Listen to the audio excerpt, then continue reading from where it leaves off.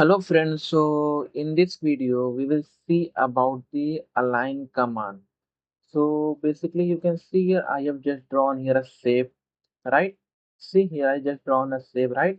And I just wanted this shape to align with this line. See here on the right side. So basically for that I will type here align command AL. See on the top align command come, just press enter. Now it is saying to select the object. So for that I'm just selecting this object complete.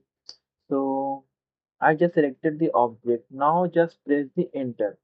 So now you can see near the crosshair you can see it is saying specify first source point.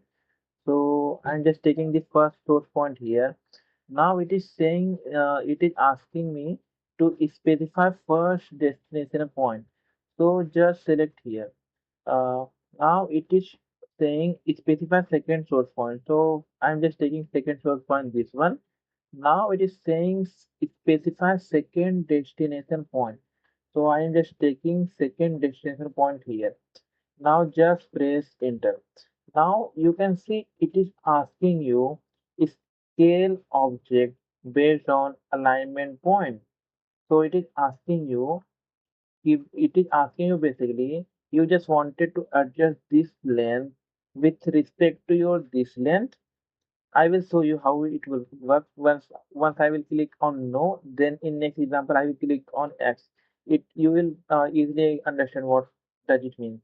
So just let me click on no, and now you can see the the actual length of this shape doesn't change, right? You can see this line is still there, and the actual length of this line is what the actual length each remain actual, right?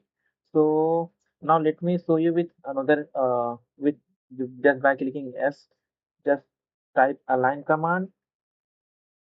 Just let me select the object, press enter, specify first point this one, then first destination point this one, specify source second source point, select this one, specify second destination point, second this one.